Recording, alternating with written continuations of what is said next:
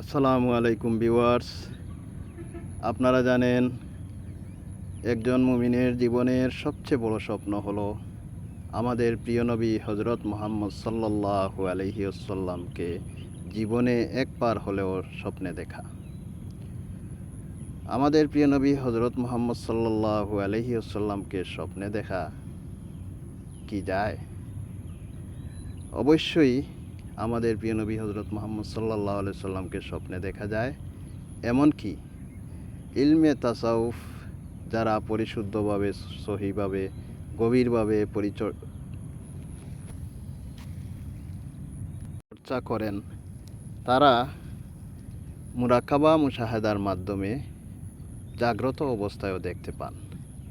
আমি একটি কথা বলে রাখি, আপনারা যারা ফেসবুক ব্যবহার করেন মোটামুটি সবাই জানেন যে ভালো এবং এ ধরনের কন্টেন্টগুলোতে রিচ কম হয়।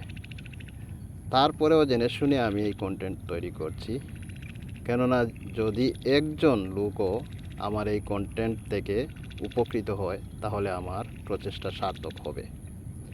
যাই হোক, আমি যা বলছিলাম, আমাদের প্রিয় নবী হজরত মুহাম্মদ সাল্লাল্লাহু আলাইহি ওয়াসাল্লামকে স্বপ্নে দেখলে দুজখের আগুন হারাম হয়ে যায় এবং শয়তান আমাদের প্রিয় নবী হজরত মুহাম্মদ সাল্লাল্লাহু আলাইহি ওয়াসাল্লামের রূপ ধারণ করতে পারে না।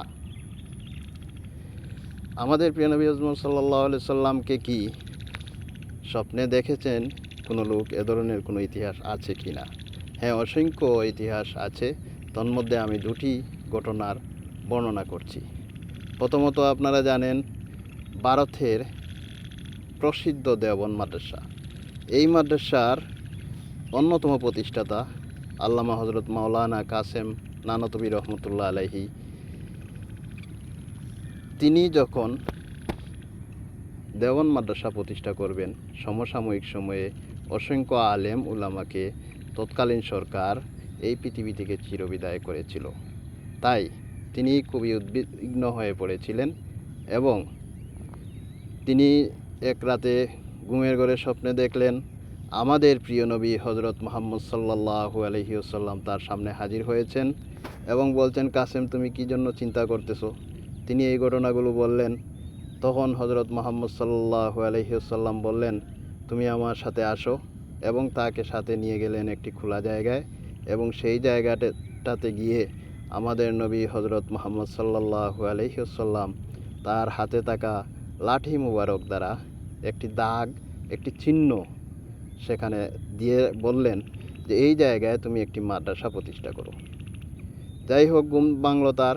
ঘুম থেকে উঠে সেই জায়গাতে গেলেন, গিয়ে দাগটিও দেখতে পেলেন, সেই চিহ্নটিও দেখতে পেলেন এবং সেই জায়গায় তার সঙ্গীদের নিয়ে একটি ভবন তৈরি করে সেখান থেকেই দেওবন্দ মাদ্রাসার যাত্রা শুরু।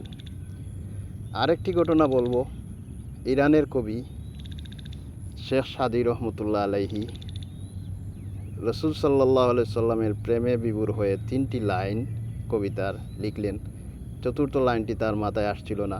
3টি লাইন হলো, বালালুলা বিকামালিহি কাশাফাদ্দুজা বিজামালিহি হাসনুত জামিউ খিসালিহি।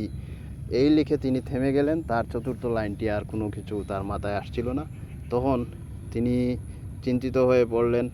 ঘুমের ঘরে স্বপ্নে দেখলেন আমাদের প্রিয় নবী হজরত মুহাম্মদ সাল্লাল্লাহু আলাইহি সাল্লাম তার কাছে এসেছেন এবং বললেন, হে সাদি, তুমি যে বিষয় নিয়ে উদ্বিগ্ন আমি সে বিষয়টা জানি। তুমি 3টি লাইন লিখেছো আমার শানে, এই 3টি লাইনের পরে চতুর্থ লাইনটি লিখে দাও, সাল্লু আলাইহি ওয়া আলিহি। এবং তিনি ঘুম থেকে উঠে এই চতুর্থ লাইনটি সংযোজন করলে তার কবিতা সমাপ্ত করলেন। সেই কবিতাটি এখন পর্যন্ত আমাদের কাছে দুরূদ শরীফ হিসেবে পঠিত হয় এবং আপনারা জানেন যে এটি দুরূদ শরীফ হিসেবে সারা বিশ্বে পঠিত হয় এবং প্রসিদ্ধ দুরূদ শরীফ হিসেবে মুমিন লোকেরা পাঠ করে থাকেন। এই দুইটি ঘটনার মধ্যে একটি ঘটনা যে দেওবন্দ মাদ্রাসা প্রতিষ্ঠা হয়েছিল রাসূল সাল্লাল্লাহু আলাইহি সাল্লামের নির্দেশে, এই মাদ্রাসাটি সারা বিশ্বে প্রসিদ্ধি লাভ করেছে, আর শেখ সাদির এই কবিতাটি সারা বিশ্বে প্রসিদ্ধি লাভ করেছে। তাই আমি বলতে চাচ্ছি যে আমাদের প্রিয় নবী হজরত মুহাম্মদ সাল্লাল্লাহু আলাইহি ওয়াসাল্লামকে দেখা যায়, অসংখ্য ইতিহাস রয়েছে। এখন আমরা আসি আমাদের নবী হজরত মুহাম্মদ সাল্লাল্লাহু আলাইহি ওয়াসাল্লামকে কীভাবে স্বপ্নে আমরা দেখতে পারি। প্রথমত আমাদের প্রিয় নবী হজরত মুহাম্মদ সাল্লাল্লাহু আলাইহি ওয়াসাল্লামকে স্বপ্নে দেখতে হলে আমাদের জীবনে আমরা ভালো কাজ করতে হবে, মিথ্যাগুলা পরিহার করতে হবে, নেক কাজগুলা করতে হবে। কিন্তু স্বপ্নে দেখতে হলে আসলে এই বিষয়টা একটু কঠিন।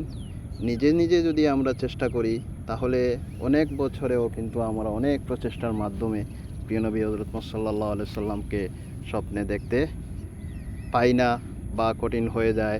আর কেউ কেউ হয়তো ভাগ্য ভালো থাকলে পেয়েও যান।